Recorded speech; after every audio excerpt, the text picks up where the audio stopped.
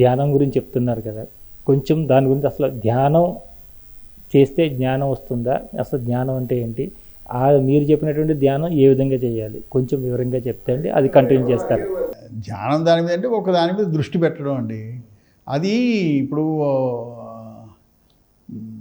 మిగతా మార్గం ఉన్న కర్మ సరే, భక్తిలో ఉన్న భక్తిలో ఎవరో కూర్చొని కృష్ణుడు భక్తుడు అనుకోండి, కృష్ణుడి మీద దృష్టి పెట్టుకుని కృష్ణుడు ఆకారం మీద దృష్టి పెట్టుకుని ధ్యానం చేస్తారు. అది ఒక సాధన. అలా కాకుండా వీళ్ళు యోగంలో అంటే పతంజలి యోగ దాంట్లో అంటే ఏదో 8 స్టెప్స్ ఉన్నాయి. ఆఖరిని మొత్తం ఆలోచనల్ని పక్కకు పెట్టేసి ఏదో ఒక దాని మీద దృష్టి అంటే అక్కడ చేయడం. అంటే అక్కడ ఏమవుతుందంటే త్రిపుటి ఉంటుంది. త్రిపుటి అంటే ధ్యానం చేసేవాడు, ధ్యానం చేసే ప్రక్రియ, దేని మీద ధ్యానం చేస్తున్నాం అది. మామూలుగా ధ్యానం అంటే ఇది అర్థం. కానీ అద్వైతం దగ్గరికి వచ్చేటప్పటికి ఇది జ్ఞాన ధ్యానం అంటాం. మిగతా అన్నింటిలోనూ సబ్జెక్టు ఆబ్జెక్ట్ ఉంటారు. ఇక్కడ అద్వైతంలో ఓన్లీ సబ్జెక్ట్, ఆబ్జెక్ట్ లేదు. ఇంకా సబ్జెక్ట్ ఏంటంటే నేను నేను నేను అనేటువంటివి భావం, స్ఫురణ, అంతే. దాని మీదే తన్ను అంటే తన్ను తానే అంటే మన జ్ఞానాన్నే గుర్తిస్తూ ఉండడం. అతను ఎవరో అడిగా, మీరు జ్ఞానం అలాగా హోల్డ్ చేయమని అంటున్నారు కదా, ఆలోచన లేకుండా అలా ఉండమంటున్నారు కదా, మరి అప్పుడు ఏమీ జరగట్లేదు కదా, దానివల్ల ఫలితం వస్తుంది అన్నాడు. అంటే ఏమీ జరగట్లేదు నువ్వు ఎందుకు అనుకుంటున్నావు? నువ్వు 600 కిలోమీటర్ స్పీడ్లో లోపల విమానంలో వెళ్ళిపోతూ ఉంటే నీకు తెలుస్తుందా ఎంత వెళుతున్నావు అని? అక్కడే ఉంది అసలు తెలుస్తుందా? తెలియదే, నువ్వు వెళుతున్నావు. ఆయన మరి ఇది మనిషిలో మార్పు ఎలా తీసుకొస్తుంది? ఇందులో మార్పు ఎలా తీసుకుంది?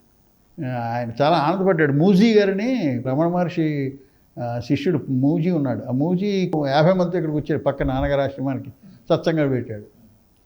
సార్ నేను కాలక్షేపం వెళ్ళేవాడిని. నేను అక్కడ ఈ విచారణ ఎలాగా పెర్మనెంట్ బెనిఫిట్ ఇస్తుంది అని చెప్తే నేను చిన్న కాగితం రాసి చాలా ఆనందపడ్డాడు. అది ఏంటంటే, ఇప్పుడు మీకు ఒక వీడియో క్యాసెట్ రికార్డర్ ఉంది, వీసీఆర్ అని ఉండేది క్యాసెట్లో, ఫుల్గా సినిమా రికార్డ్ అయ్యింది. దాన్ని మీరు ఒక టీవీ అటాచ్ ఉన్నటువంటి వీసీఆర్లో పెట్టారు. దాన్ని పెట్టి టీవీ స్క్రీన్ ఖాళీగా ఉంచారు, లైట్ ఆన్ చేసి క్లిక్ లాంచి దీన్ని రికార్డ్ బటన్ నొక్కారు. రికార్డ్ బటన్ నొక్కితే ఏం రికార్డ్ అవుతుంది? అక్కడ బ్లాంక్నెస్ ఉంది. ఇక్కడ రికార్డ్ అవుతుంది, ఏమవుతుంది? బ్లాంక్నెస్ రికార్డ్ అవుతుంది. కానీ బ్లాంక్నెస్ రికార్డుతో పాటు ఏం జరుగుతుంది? అక్కడ రికార్డ్ అన్నది చెరిగిపోతుంది. 2 పనులు జరుగుతున్నాయి అక్కడ, కానీ నీకు తెలియదు. అయిపోయాడుగా. ఇది కూడా అంతే. నువ్వు ఆ స్క్రీన్ని బ్లాంక్గా ఉంచి నువ్వు ఎప్పుడైతే అలా హోల్డ్ చేస్తున్నావో, లోపల మనం అనుకున్నాం, మన వ్యక్తి అంటే ఎవడు? అనేక రకమైన మంచాడు చెడ్డచ్చు వాసనలు ఉన్న లోపలన్నీ క్యాసెట్ ఫుల్గా రికార్డ్ అయి ఉంది. సో జరుగుతాయి, జరిగిపోతాయి. నీకు తెలుస్తుందండి, పూర్తిగా అవ్వక్కర్లేదు వీడికి. ఈ ధ్యానం చేసే వాళ్ళకి మీకు తెలియకుండా మీలో మార్పులు వస్తాయి. అయ్యో, నా అనుభవంలో చెప్తున్నాను నేను. మీకు తెలియకుండా మీ వ్యక్తిత్వంలో మార్పులు వస్తాయి. చాలా ఎలా జరుగుతుంది అసలు? ఇదే మిరకల్ అంటే. ఒక దొంగతనం చేసేవాడిని కూర్చోబెట్టి, బాబు దొంగతనం తప్పు చేయకూడదు, శిక్ష వేస్తారు అని మీరు చెప్పు, మా అండు వెళ్ళి జైల్లో పెట్టాడు, మా అండు వాడిని మార్చడం ఎలాగా? ఇది రమణ మనిషి మిరకలు చేయలేదంటారు, ఇదే మిరకలు. దీనివల్లనే మారుతాడు, మనిషిలో మార్పు వస్తుంది. ఎందుకంటే ఆ వాసనలో క్షయం అయిపోతాయి. I'm telling you, this is a very excellent. అందుకనే ఆయన మహర్షి మహోగ్ర తపస్సు అనండి, మహా ఉగ్ర తపస్సు ఇది. మిగతా ఈ తపస్సులు అనేక ఉండొచ్చు, యజ్ఞాలు తపస్సులు, ఆ తపస్సుల వల్ల కానీ ఇది అత్యంత ఉత్తమమైనటువంటి తపస్సు. ఇది మిమ్మల్ని గట్టెక్కి తీర్చుదండి, ఏమి సందేహం లేదు అందులో. జ్ఞాన ధ్యానం అనేది ఏ విధంగా చేయాలో కాస్త సింపుల్ చెప్పండి. Simple, hold your awareness. Just time పెట్టుకోండి. ఇది ముందు ఎందుకంటే అలవాటు పడి అలా ఇది అక్కడ మామూలుగా అయితే అలా ప్రతి క్షణం ఆనందం తెచ్చు. కానీ ఓ 20 నిమిషాలు ఒక టైం పెట్టుకుని కూర్చోండి. జస్ట్ మీ అవేర్నెస్ని హోల్డ్ చేయండి. మీ అవేర్నెస్ అంటే నేను అనుకున్నాను కదా, గుర్తించాలి జ్ఞానం. నేను అంటే ముందు ఫస్ట్లో ఇవన్నీ కాదు నేను కాదు నేను కాదు నేను అని అక్కడ దాకా వెళ్ళాలి కదా.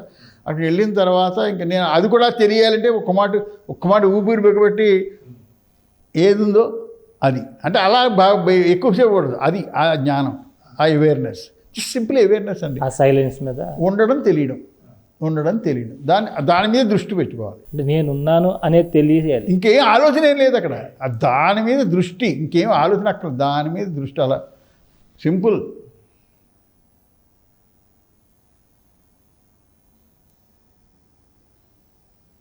అలా కూర్చొని మీకు ఆలోచన రాదు, వస్తుంది తర్వాత. ఆలోచన లేని స్థితి అండి అది. ఆలోచన లేకుండా మీరు ఉండడం ఓకే, అవి ప్రాక్టీస్. కొత్తలో వస్తాయి ఆలోచనలు, కానీ మీకు 20 నిమిషాలు ఉంది కదా, మీరు ఏం చేస్తారంటే 20 నిమిషాల తర్వాత మీకు తెలియలేదు, మీరు జ్ఞాన కళ్ళు మూసి చేస్తున్నారు అక్కడ తిరిగి చేయొచ్చు అనుకోండి. చేసినప్పుడు మీరు 20 నిమిషాలు అయిందో లేదో అని చూస్తే సరిగ్గా 18 నిమిషాలు అయింది. కంటిన్యూ చేసేయండి మళ్ళీ, అలా 20 నిమిషాలు చేయండి, అలా తర్వాత 40 నిమిషాలు చేయండి. పెట్టుకున్న తర్వాత మీకులో ఇంప్రూవ్మెంట్ చెప్పనా, కొన్నాళ్ళు చేసేటప్పటికి మీరు జ్ఞానంలో తెరిచి ఏదో టైం అయిందేమో అనుకుని మీరు కళ్ళు తెరిచేటప్పుడు సరిగ్గా 40 నిమిషాలు అవుతుంది సరిగ్గా. అలా నాకు ఆశ్చర్యపోయేవాడిని. మామూలు గంట అయితే సరిగ్గా గంట అయ్యేవాడికి. అంటే మీ లోపల ఒక అలా అది మీకు అది మీ శాసనంలో ప్రోగ్రెస్. అది ఇలా కూర్చొని మీకు 1 గంట 2 గంటలు మీకు ఏం పని లేకపోతే తీక్షణంగా అలా చేయండి. మీకు మీ జ్ఞానం వ్యాపించి ఉంది అనే భావం మీకు కలుగుతుంది. జ్ఞానం అంటే ఒక వెలుగు అని, అనంతమైన వెలుగు, అందులో మీరు ఉన్నారని, అన్నీ మీలో ఉన్నాయని ఆ భావం వచ్చేస్తుంది. ఇంకా వచ్చిన తర్వాత పోదు, అప్పుడు మీకు తెలిసిపోతుంది. ఎవరు మటుకు వాళ్ళకి గుర్తిస్తారు, తెలుస్తుంది. ఏం కష్టం కాదు, కానీ దానివల్ల అద్భుతమైనటువంటి ఫ్రీడమ్ వస్తుంది మీకు. ముక్తి అంటే అదేనండి, ఫ్రీడమ్ వస్తుంది. ఇంకా ఏది బంధించదు మిమ్మల్ని, ఏది దేనివల్ల దుఃఖం ఎందుకు వస్తుంది. దుఃఖం రాకుండా ఉండదు, రాయి కాదు మీరు, కానీ వెంటనే మీరు అందులోంచి బయటపడతారు, తేరుకుంటారు. భగవంతుని ఇచ్చినటువంటి వరం ఇది. నేను అంటే భారతీయ అలా నేను పెద్ద పదాలు వాడినా, ఎందుకంటే అనంత జ్ఞానం దగ్గర భారతీయుడు లేకపోతే హిందుత్వం, జ్ఞానానికి ఏదీ లేదు. జ్ఞానానికి ఏది యాక్ట్ చేసినా నువ్వు దాని మీద లేని వేస్తున్నావు. నేను భారతీయుడిని, నేను హిందువుని, నేను బ్రాహ్మణ్ణి అంటే నువ్వు దాని దుప్పట్లు కప్పేస్తున్నావు. లేని దుప్పట్లు కప్పుతున్నావు, అందులో కూరుకుపోతావు. కొంతమంది ఏమిటండి బాబు, ఇలాంటి దేశభక్తి జీవితాలని పిల్లంపేటల్ని ఏడిపించేసి వెళ్ళిపోయి వాళ్ళు ఎంతమంది లేరు. అంటే అది తప్పనే, మళ్ళీ అదంతా ప్రారంభం అనుకోండి మనం. కానీ చెప్తున్నాను నేను, ఇది అసలు మూల రహస్యం ఇది.